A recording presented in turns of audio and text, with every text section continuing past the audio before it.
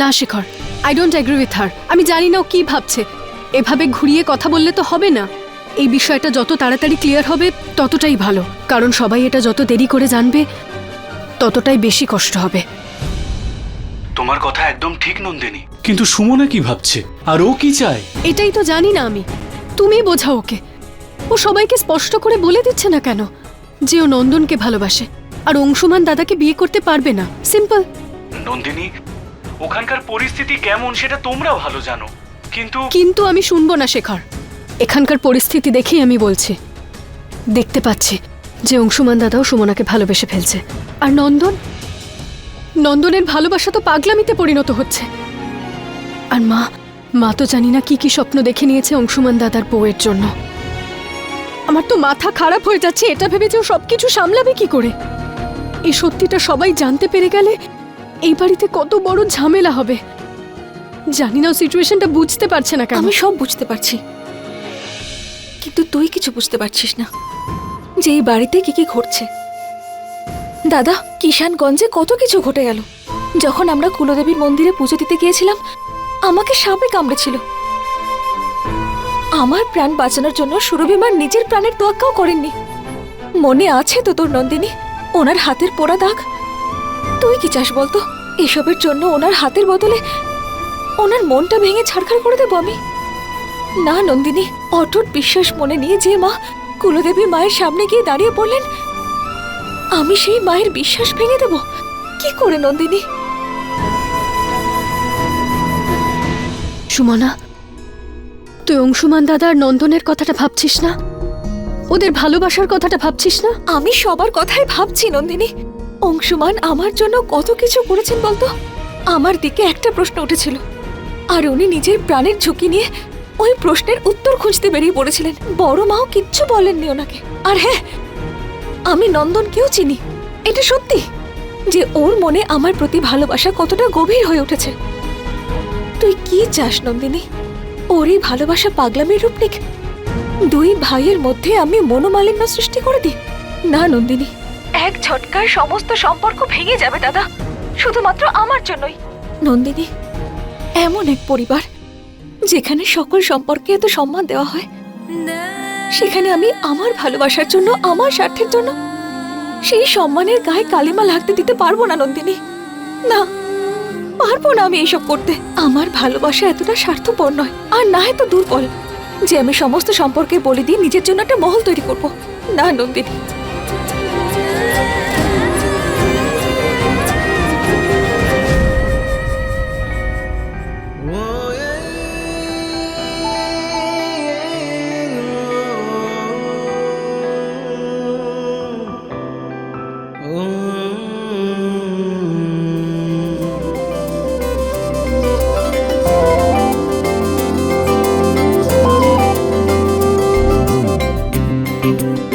বাবা, কি করছিস?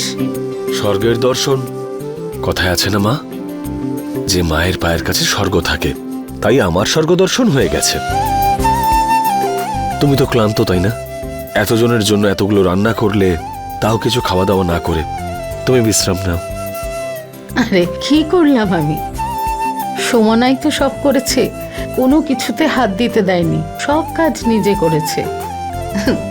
রান্না করার আগে সব বাসন মেজেছে, রান্না হওয়ার পরে সব বাসন মেজেছে। এই ঘরটার অবস্থা দেখ, দেখে মনে হচ্ছে এখানে এত লোকের রান্না হয়েছে। কি ব্যাপার, মাকে সেবা করা হচ্ছে? বেশ।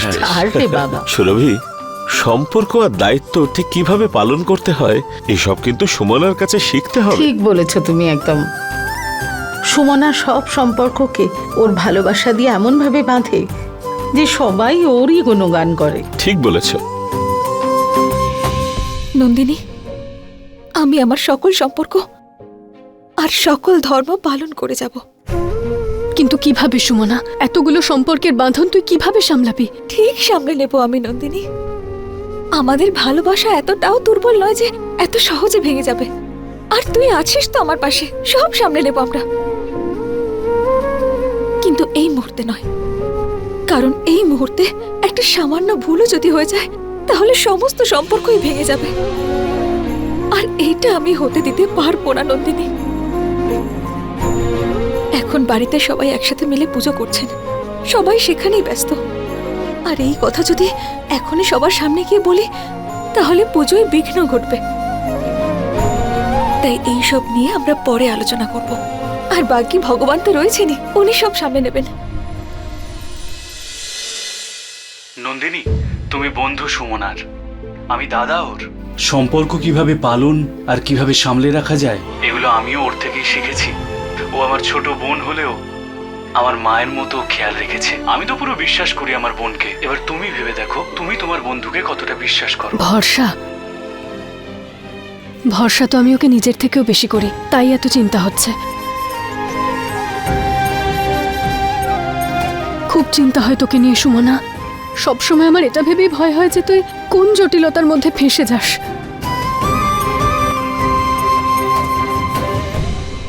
আরে তুই তো আমাদের পার্সোনাল কথা শুনে নিচ্ছিস দাদা। এখন তুই আয়, দেবী মা সব সামলে নেবেন, ঠিক আছে? আমাদের বন্ধুদের মধ্যে এখন সিন শুরু হতে চলেছে, তাই কোনো ড্রামা নয়। আমি চোখের জল দেখতে চাই না। বাই বাই, ফোন রাখ। বাই, সাবধানে থাকিস। Love you, take care, bye. তুই কিছু খাসনি তো? চল খেয়ে নে। কালকে কি মনে আছে তো? পুজোর দ্বিতীয় দিন। এখন কিছু না খেলে কিন্তু কাল সারাদিন এই খালি পেটেই থাকতে হবে। চল। নন্দিনী, নন্দনা এখনো পর্যন্ত কিচ্ছু খায়নি। আমি এখন ওর কাছে যাই প্লিজ। ও হয়তো অপেক্ষা করে আছে আমার জন্য। ওহো, দুদিকেই একই জিনিস চলছে তাহলে। সুমনা, তুই শিব ঠাকুরকে খুব পছন্দ করিস তাই না বল? আমার দাদাও ঠিক ওনারই মতো, নিজের মনেই থাকে। সামলে নিস। সামলে নেব আমি। আসছি আমি।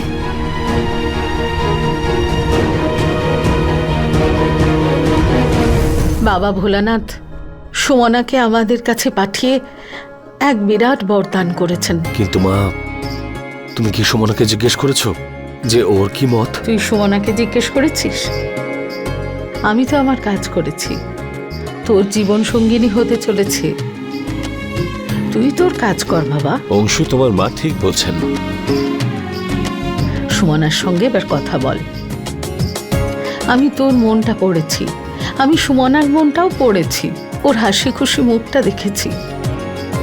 এবার তুই ওর সাথে কথা বলে দেখ। আরে সুমনা, সুমনা কোথায়? ও খাবার খেয়েছে? একদম পাগলি মেয়ে, অন্যদের খেয়াল রাখতে গিয়ে নিজের একদম খেয়াল রাখে না। আমার ছট পুজো চলছে, ও না খেয়ে না বসে থাকে। রিল্যাক্স মা, শান্ত হও তুমি। আমি নিজে সুমনাকে খাওয়াতে গিয়েছিলাম, কিন্তু নন্দিনী বলল যে ওরা দুজনে আজকে রাতে নাকি একসঙ্গেই খাবারটা খাবে। সুরভি দেখো, এটা দুই বন্ধুর মধ্যে একটা মিষ্টি সম্পর্কের টানা পড়েন। আজ নন্দিনী সুমনার বৌদি, আবার কালকে সুমনা নন্দিনীর বৌদি হয়ে যাবে। একদম ঠিক।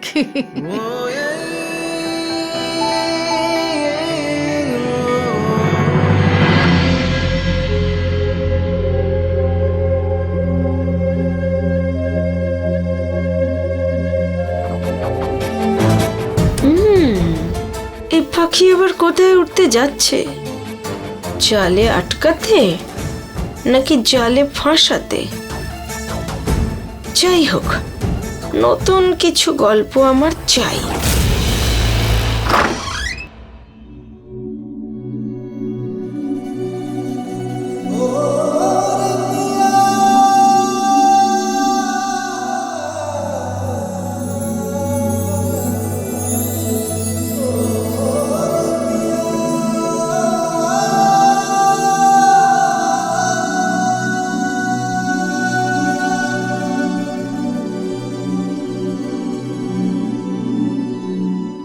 da da da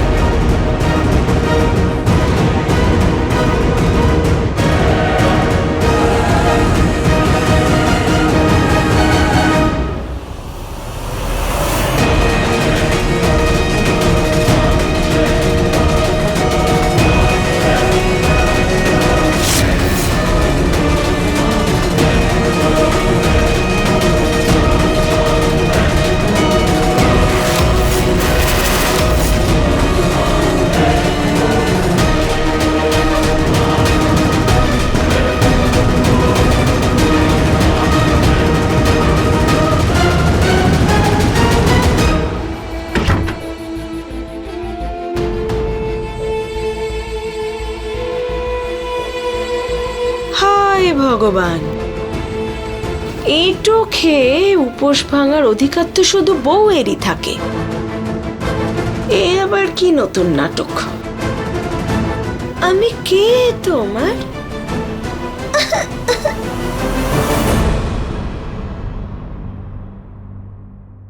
খরনা, ছট পুজোর দ্বিতীয় দিন। এই দিনে ব্রতী সূর্যোদয় থেকে সূর্যাস্ত পর্যন্ত নির্জলা উপবাস পালন করে।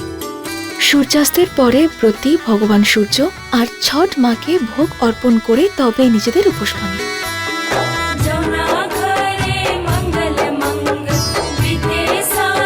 তার মানে সুরভি মাকে আজকেও সারাদিন কিছু না খেয়ে থাকতে হবে? এক ফোঁটা জলও খাবেন না? না, আজ আমি সুরভি মাকে একটা কাজও করতে দেব না। এই ব্রতর ব্যাপারে আরেকটু খোঁজ খবর নিয়ে নি। হ্যাঁ শ্রীবাস্তব বাবু, এইবার আমাদের ছোট বৌমা ছট পুজোর ব্রত রেখেছেন। আগে হ্যাঁ, অনেক বছর পরে রায়বাহাদুর পরিবারে ছোট মাতার পুজো হচ্ছে। আপনি আসুন না সন্ধ্যাবেলা প্রসাদ গ্রহণ করতে। আগে নমস্কার।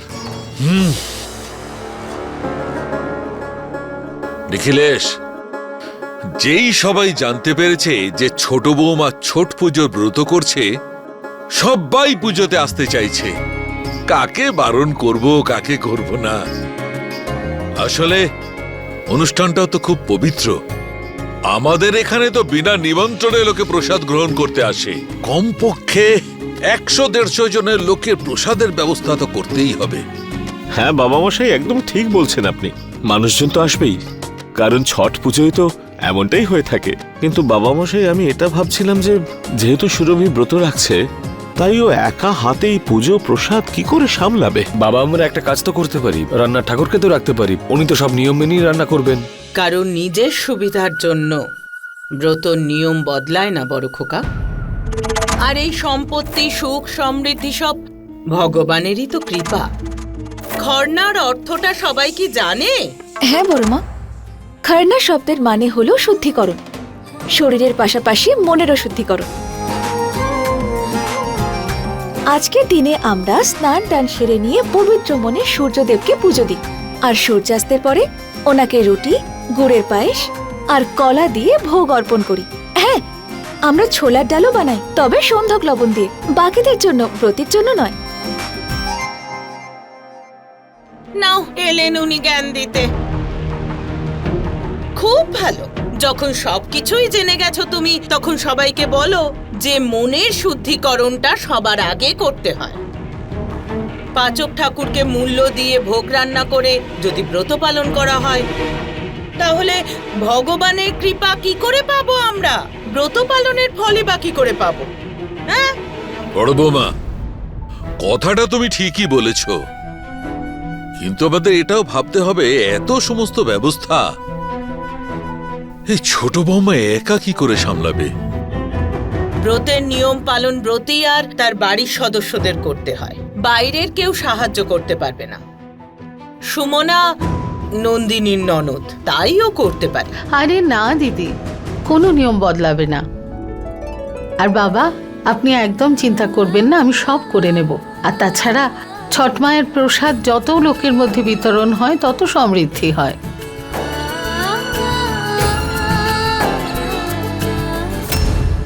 মা, সুরভি মা,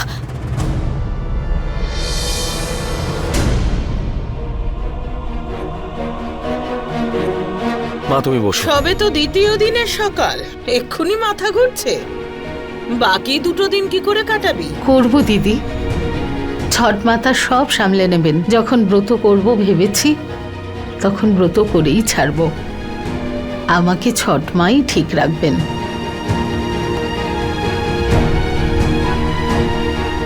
সুরভি মা,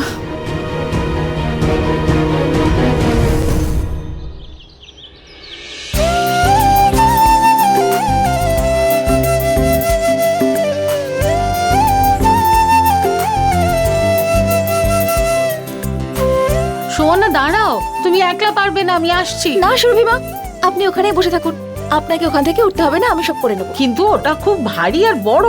আমি আসছি। সুরভি মা, আপনাকে কিন্তু আমার দিব্যি, আপনি একদম নড়বেন না। আরে এ আবার কেমন কথা? আপনি উপোস করেছেন, আপনি ওখানে বসে আমাকে সব ইনস্ট্রাকশন দিন, আমি সব করে নেব।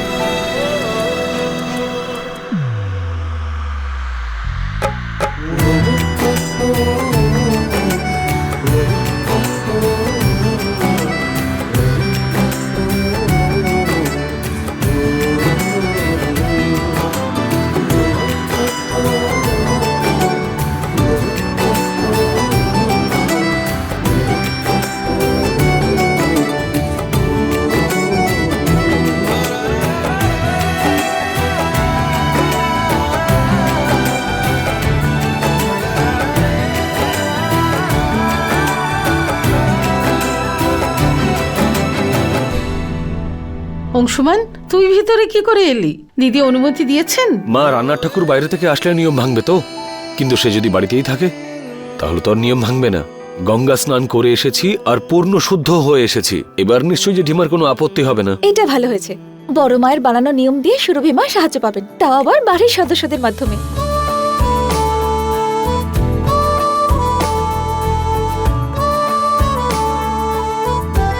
আরে সুরভি মা, গঙ্গা জল তো শেষ হয়ে গেছে। কোনো ব্যাপার না মা, কুয়ো থেকে জল নিয়ে এসো। জল যেমনই হোক গঙ্গা জলের সাথে মিশে গঙ্গা জলই হয়ে যায়।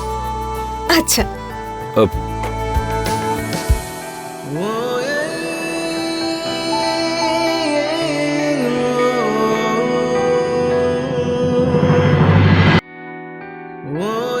আমি নিয়ে আসছি। তাহলে এই বড় ডেচকিটাকে তুলবে মহারাজ।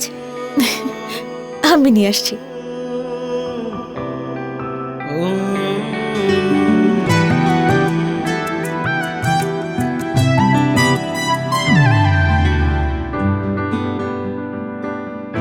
অংশুমান, যা এই কড়াইটা বসা উনুনে। হ্যাঁ।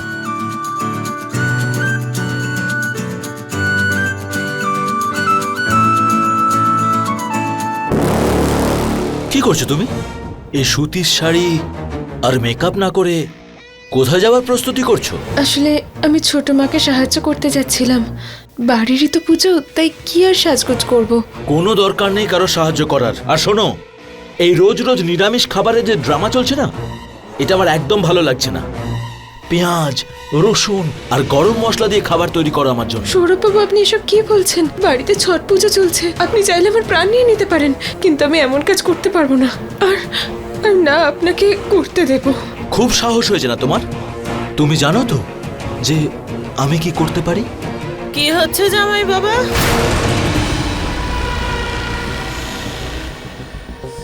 কি বলছো তুমি? না মা, আরতি ছোট মাকে সাহায্য করতে যাচ্ছিল, আমি বললাম ঠিক আছে যাও করো সাহায্য। আসলে আমার খিদে পেয়েছিল, কিন্তু কোনো ব্যাপার নয়, আমি বাইরে থেকে খেয়ে নেব। আর সেটা শুনে আমার উপর রাগ দেখাচ্ছে। একদম ঠিক কথা বলেছো। বাইরের খাবার কেন খাবে তুমি? বাড়িতে পুজো হচ্ছে তো। বাইরের খাবার পেঁয়াজ রসুন সবকিছু দিয়ে রান্না করা। কোনো প্রয়োজন নেই বাইরের খাবার খাওয়ার যতক্ষণ না পুজো শেষ হচ্ছে। তুমি বাড়িরই রান্না করা ভোগ খাবে। আচ্ছা আরতি। হ্যাঁ মা। তুই জামাই বাবাকে খেতে দে, আর শুদ্ধতার খেয়ালটা কিন্তু অবশ্যই রাখবি। আচ্ছা মা। আচ্ছা মা। সুমনা কাল রাতে নন্দনের এঁটো খেয়ে ওর উপোস ভাঙলো, আর আমি এখনো এই কথাটা কাউকে বললাম না। ওরে বাবা, পেটটা তো গুড়গুড় করছে। এখানে কাকে বলি? আমি খাবার তো হজম করে ফেলি, কিন্তু কথা হজম করতে পারি না। আর যতক্ষণ বাড়িতে পুজো হচ্ছে ততক্ষণ খাওয়ার সাথে সাথে মনের শুদ্ধতারও প্রয়োজন জামাই বাবা। হ্যাঁ, সেটারও বিশেষ খেয়াল রেখো তুমি। হ্যাঁ, বুঝেছো তো? ঠিক আছে মা। ঠিক হ্যাঁ মা। বুড়ি এখন ছট পুজোর ব্রত নিয়ে ব্যস্ত। এখন আমি উল্টোপাল্টা কিছু বললে আমাকেই না উল্টে দেয়। তোমার জয় হোক ছট মা।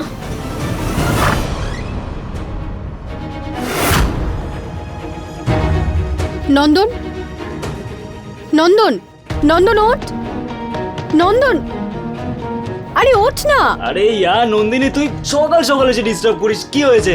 আমি ডিস্টার্ব করছি? তোর সত্যি কিছু যায় আসে না না? মা কতটা চিন্তায় আছে জানিস তুই? কি হয়েছে মায়ের? কেন চিন্তা করছে মা? আজকে বাড়িতে পুজো, পুজোর সবকিছু রেডি করতে হবে, প্রসাদ বানাতে হবে।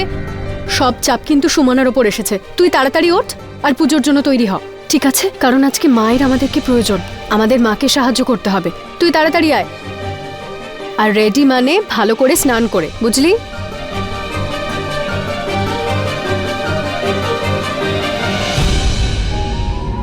সুমনা, তোমার জন্য যে আমি চিন্তা করছি তার কি হবে? এখন ছট পুজো চলছে তাই আমি কিচ্ছু বলবো না, কিন্তু যখনই ছট পুজো শেষ হয়ে যাবে তারপরে তুমি যা কিছু করেছো না আমার সাথে, তার বদলা আমি নিশ্চয়ই নেব। সব হিসাব বরাবর করবো আমি, তুমি দেখে নিও।